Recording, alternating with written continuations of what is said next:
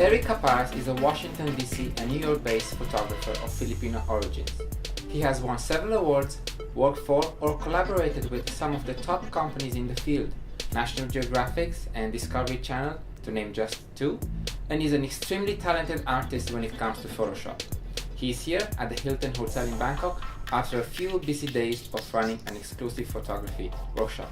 Erich, thank you for making time. Thank you for having me. Thank you for having me. How's Bangkok treating you? So far, so good. The weather's been nice. It's a little bit raining, but otherwise, I'm loving it. Thank you for. Tell us more about the photography workshop you're doing.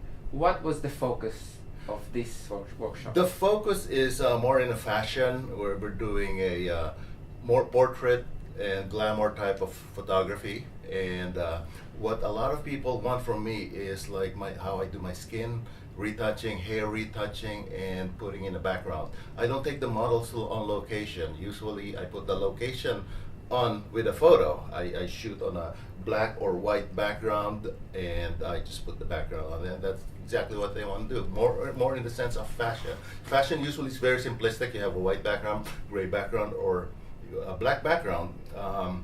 But I've been putting some, my own personal touch by adding background to it. Why have you chosen fashion photography as opposed to landscape photography? People always interest me. I worked for many years, from 1980 to 2000, in the commercial field.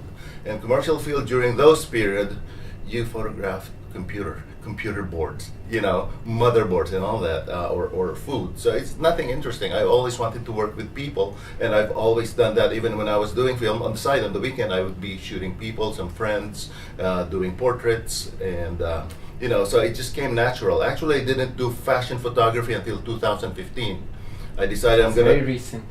Yeah, well, I know the techniques, and but there's certain prerequisite and hierarchy as far as what's needed and all that to be able to do fashion photography. I just decided I would do that, in 2015, and start submitting to magazines. So. And how do you contact the models? They usually find me. So it's them who pay you. It's not the other way around. No, they don't pay. Usually trade for time. They come to me, and then I'd be able to use them as my model for a submission that I'll be making for an editorial, and I take their photos, and it's mutually beneficial. Yeah, and in the beginning, what I tell other photographers is the trick with editorial photography is you have to get the right model. And usually they're like agency models, and it can just be somebody who looks cute. You gotta be agency model, and usually you have to pay for that. And what most photographers don't understand is if you pay for one, eventually all these models will find you and start contacting you, and that's how you get started with a model pool. You've been a professional photographer for so many years. What is your philosophy as an artist? I've been a photographer since 1977, professionally from 1980. I enjoyed doing it. I didn't know I was going to be a photographer. I picked up the camera in 1977. It was my father's camera. What was it? An Olympus OM1. Are they still around? I think you can still buy it on eBay. It was one of the very first Olympus. But I traded it for a Nikon in 1980. Somebody told me, if you want to get taken seriously in this field, you have to have a Nikon or a Hasselblad. So I traded it in for a Nikon. It was still a better camera. The Olympus was the better camera, actually, in retrospect. When I looked at my film, actually the images that I took from my Olympus were much sharper than the Nikon. But I got into the field. And what are you using these days? I'm still using a Nikon. It grew in me. All my lenses have always been Nikon, so it was just natural for me when I switched to digital to pick up Nikon. When was that? 2012, early 2012. That's so late. Yeah. I did film up to 2000, and then I quit to become a real estate broker from 2000 to 2000, and well, actually, I'm still a real estate broker. I just picked up digital photography, thereafter, and around 2012. It seems to me that these days anyone can buy a digital camera, a very good camera, but not anyone can produce good photographs. Mm-hmm. In your opinion, what makes a good photograph? Composition, color, lighting, which any camera will give you now. You set that camera on P mode.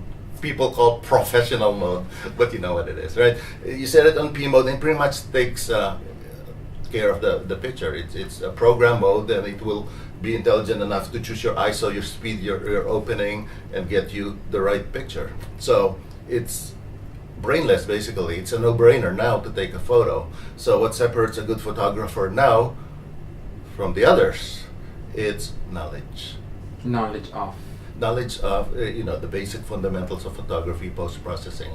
It stems from the basic knowledge of photography and post-processing, which a lot of people are lacking. And then because everybody can take a picture now, it's no big deal. Even your phones take really excellent photos now, so you don't even need a camera. Another trend we have noticed on our Facebook page, people buy very expensive photography equipment, and then they realize it's not for them.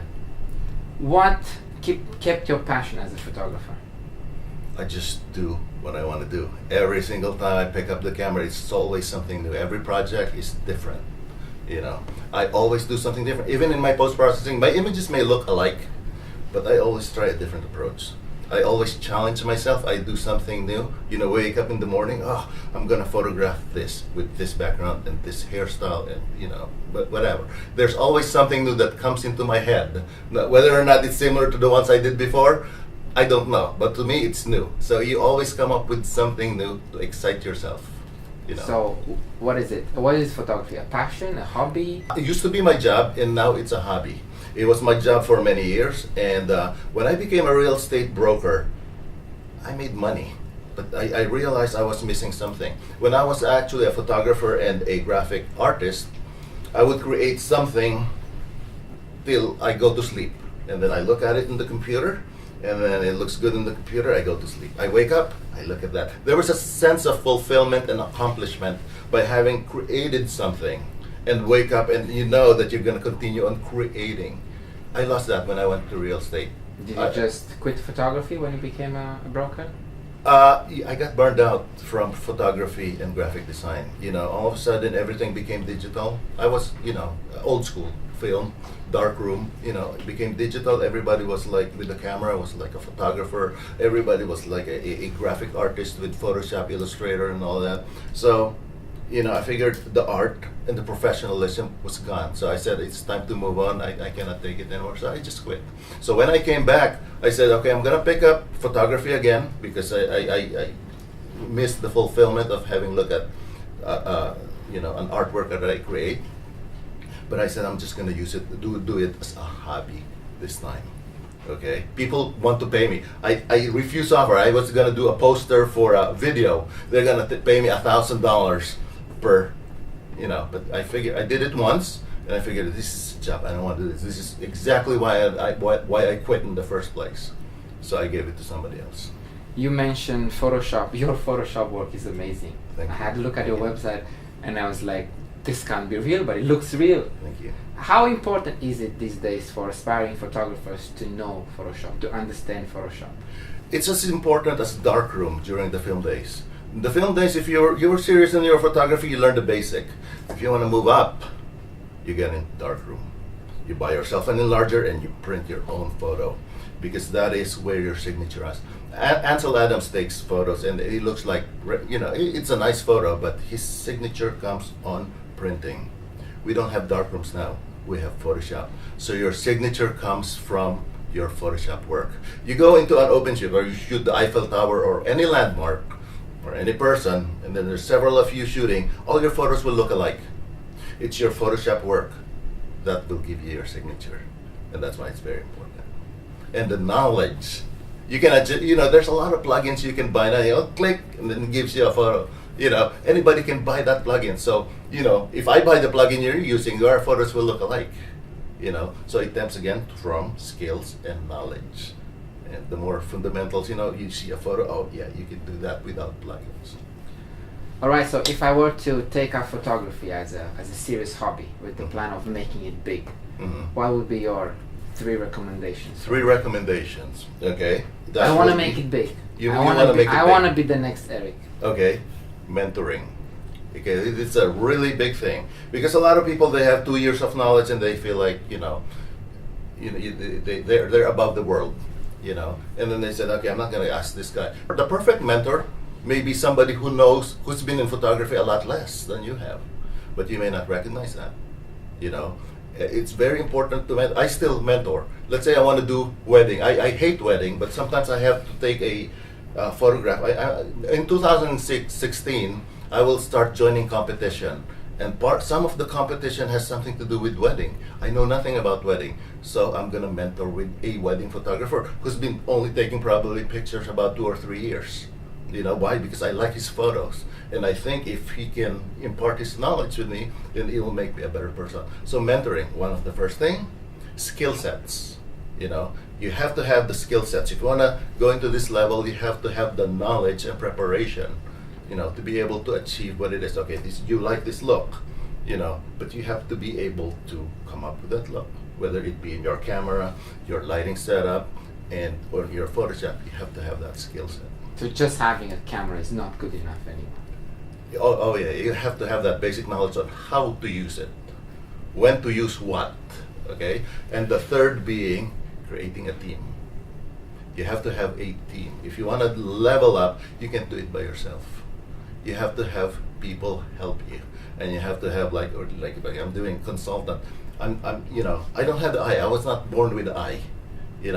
I surrounded myself with images, so more or less, if you come up with, I'd be able to pull from the images that I have in my head based on what I've seen before. But other people have gift, just like a singer.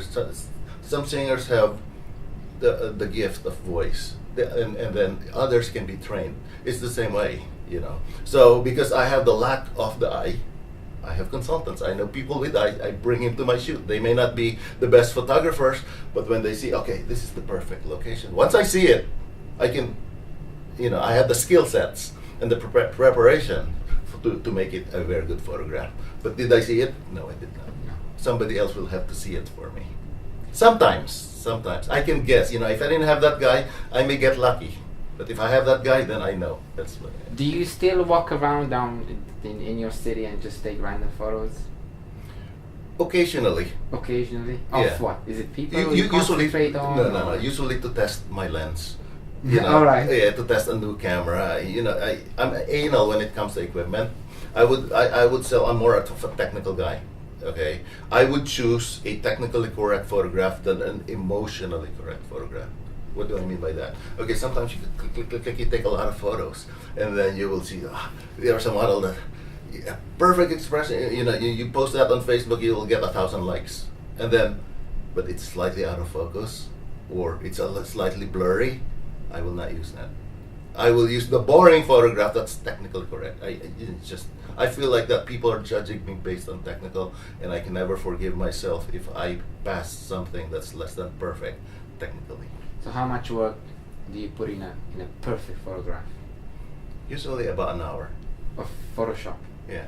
Only an hour? Only an hour. Yeah. That's amazing. Yeah, What yeah. you produce in an hour is just amazing. Thank you. I've been doing it for so long, and I usually have very short attention span. If something takes me more than an hour, I save it. I will probably never come back to that. I will never. It's So you don't work on multiple projects at the same time? I do sometimes, or most of the time. Like now, I'm working on 4 editorials, and I would rather work on one, But do you have like a work time?